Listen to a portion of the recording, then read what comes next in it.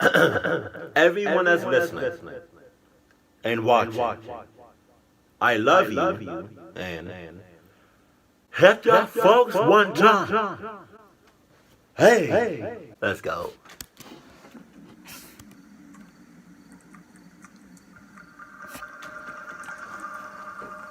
Oh, you got yours?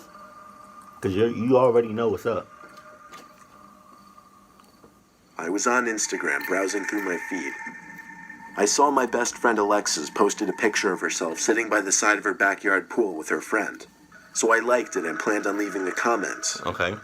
I read through all her other comments first, and at the very bottom, a comment left only a minute ago was from a man with the username Jam00235. No, well. It said, "You are a very hot little lady." I should mention we're both 16, and when I clicked on this guy's profile, he appeared to be like 40. Most of his pictures were of random landscapes. Some were of varying random objects, like a half-full bottle of beer and some weird stone statue. Most of his pictures had no likes. Some had like...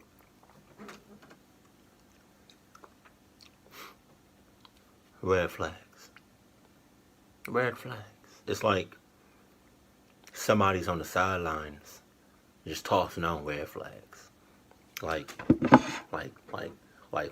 they throwing out money. Like, will you get a red flag? Red flags, red flag, red flag, red flag. Everywhere. Red flags as far as the eye can see. And this video just started. Wow. Wow. Just giving out red flags. Okay. 1 or 2 likes at most. He only had 15 followers, yet he followed over 100 people, including Alexis. I texted her about the comment and told her she should remove it and block his account. She promptly replied, "Yeah, I know, it's so creepy." She blocked the account, and I went about liking and commenting on the picture like I originally planned on doing. The next day after school, Alexis and I walked home together since we lived right across the street from each other. On our way home, we noticed a white car driving slowly in the street next to us. See you all that? It was a little suspect, so Alexis told me to come to her house with her. Whoever was driving that car slowed down when we got to her house, then sped away as soon as we entered. It was the sketchiest thing we'd ever seen, and we almost felt like we were being followed. Probably were. I stayed over Lexi's house the rest of the day. We worked on our biology project together. Then we just hung out until late at night since we had no school the next day. It was often that I'd spend the whole day at Lexi's house. This was one of those times. We ordered a pizza since Lexi's parents weren't home. That also meant it was just the two of us in the house, so we were being as loud as we wanted. Right. We heard a knock at the front door of the house. Just slightly though, since we were upstairs in her room. Alexis went downstairs to open the door. But she's a really cautious person, so when I didn't hear her open the front door, I had a feeling she was peeking out the window to make sure it was the pizza guy. Mm-hmm.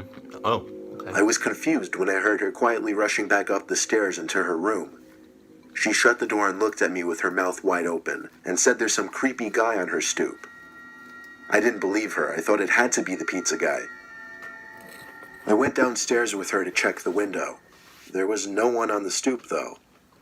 As she was swearing that she wasn't lying, the doorknob to the back door turned. Someone tried pushing the door open, but the lock prevented it. We looked at each other with horrified expressions on our faces and ran back to her room. She locked the door and sat in fear on her bed. We thought as long as we waited in her room, we'd be okay, and whoever was out there would go away. But something completely unexpected happened next. Alexis screamed and pointed at the window, where a man's head was visible, looking into the room. Oh my God! Jeez. The man was holding a camera up to the glass. What made the sight even more horrifying was the fact that we were on the 2nd floor, which meant this man climbed up onto the patio roof. I screamed in horror too as we ran to the basement, perhaps the safest place in the house. We stayed down there the rest of the night until Lexi's parents came home, and we told them all about what happened. They were shocked, but really what could anyone do? I went home that night to see a text on my phone from Alexis, saying she just looked back at the random man's Instagram account and saw that the person's face matched the person who was at the window. I looked at it too and agreed. I told her to report the account to the authorities. She didn't know how. Honestly, I didn't either. So I told her to wait until the next day to figure it out. However, the next day, the account was deleted. Either that or renamed. No one ever saw that man again, but we do keep our Instagram accounts on private now. Yeah. She said that that night she went back to home. I would have been like, Alexis, I'm staying over here tonight. Cool.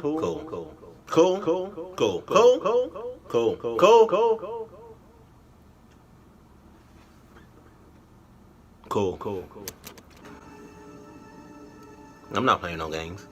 You got me clucked up. My friends and I have a Snapchat group together, which means when someone sends a picture to the group, everyone gets the picture. There's 5 of us in the group: Marvin, Glenn, Joe, and Jared. One day at school, Jared told me he lost his phone and didn't have Find My iPhone on, which sucked for him, but oh well, what could we really do about it? The rest of us continued about our daily lives. I was at the gas station and saw a funny-looking guy who looked like he didn't know how to use a gas pump. So I thought it would be funny to sneak a quick video of him and send it to the Snap group that I had with my friends. I don't know about that. I got home and checked Snapchat and saw the Snap was opened.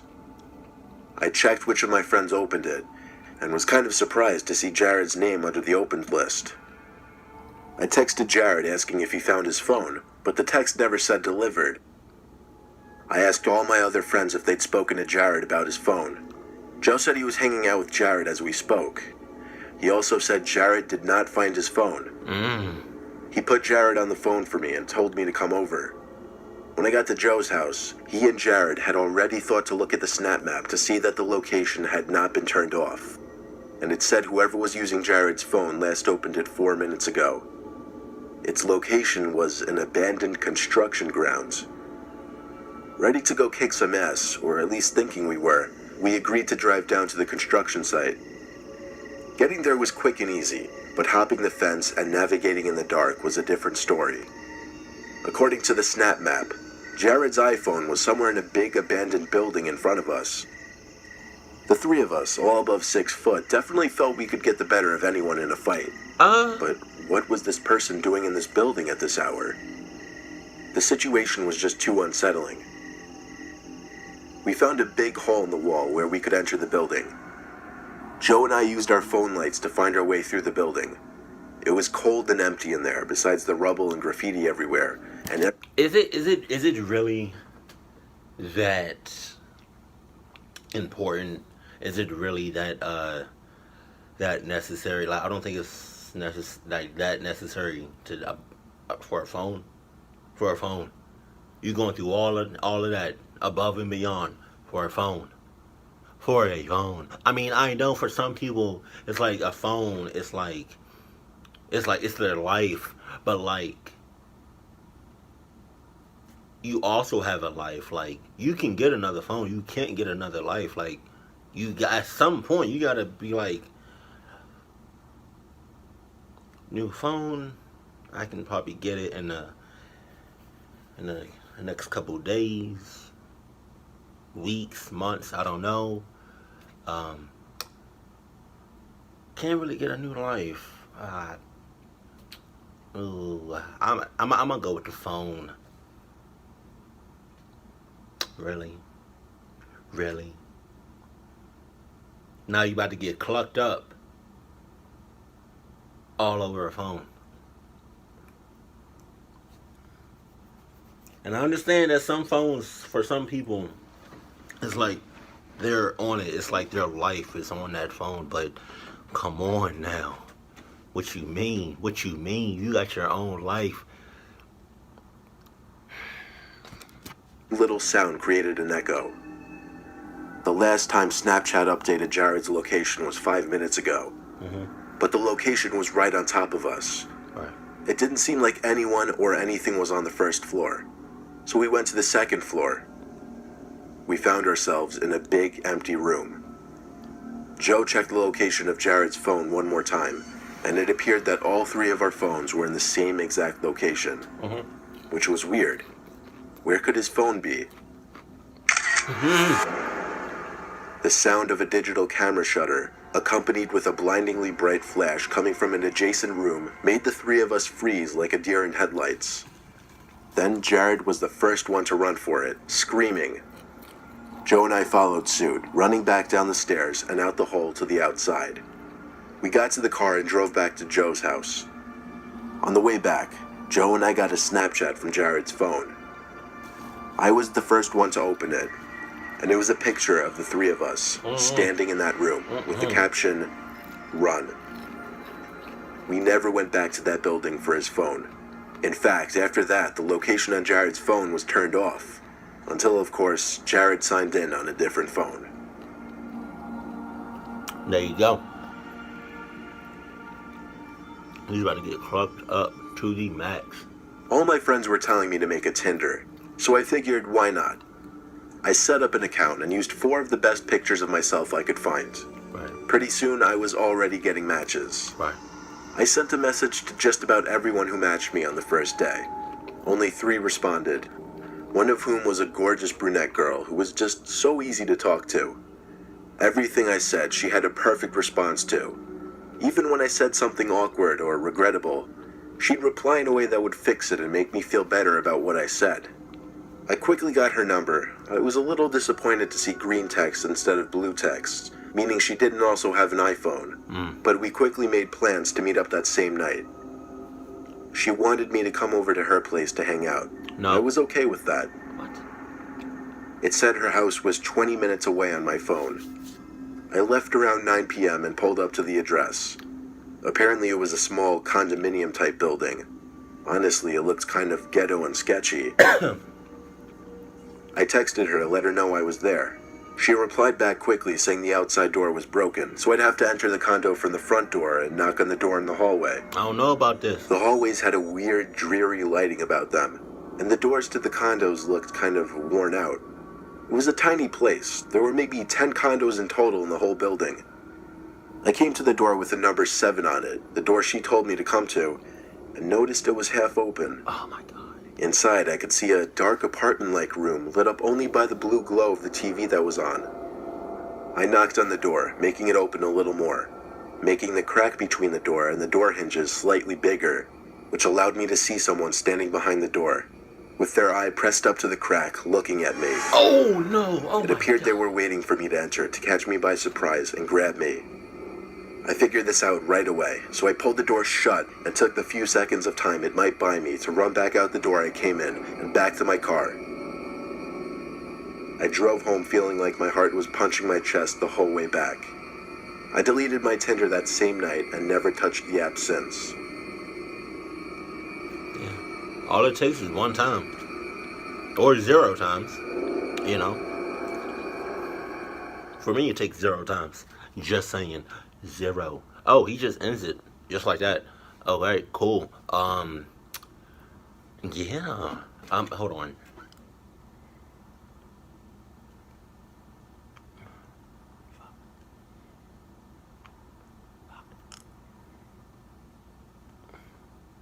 I get it.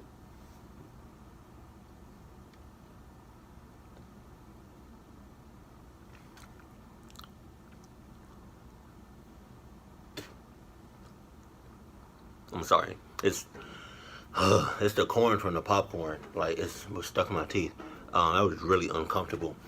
But social media is a very, very interesting thing. It's a whole different world on there. You know, I learned that in the very, very beginning of my YouTube career, life. I don't know.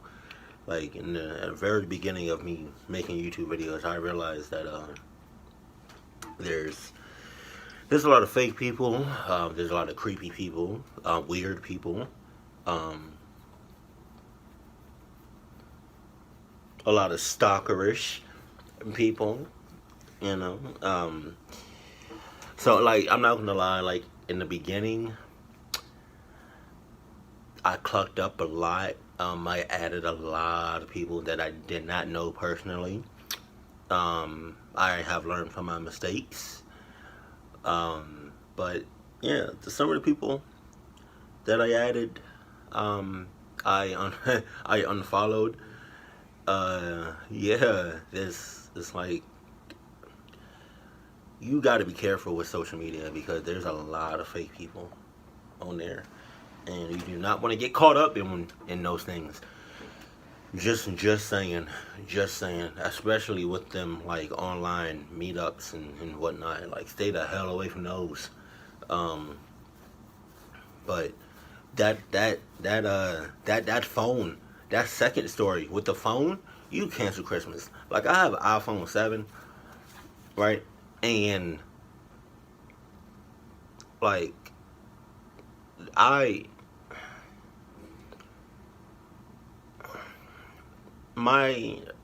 the majority of my life is on my phone, but I'm not gonna risk my life if my phone ever gets stolen, or like I ever misplace my phone and like somebody has it, or like, I'm like, no, it's it's a phone. Like, I can get another phone, but you can't get another life. Like,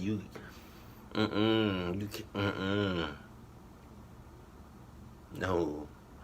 If you ever meet somebody that would ever risk their life over a phone, you gotta cut all ties with them, cause they're that's crazy. Like, I know people whose life is just like it's it's like the phone is a part of them. Like, you would almost think like they was born with a phone. Like they came out the womb texting.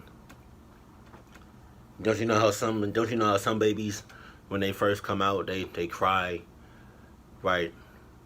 I guarantee you, the people that you know whose lives are on that phone, on their phone, I bet you they came out their mom's womb not crying. It was like just automatically texting. Just texting. It was like he seen the doctor. He was like, "What's good, bruh?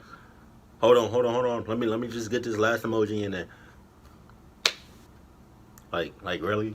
Like, come on, bro. Come on. It's some things that you just gotta say. You know what? Clock it. I mean, it's not that important. Oh my God.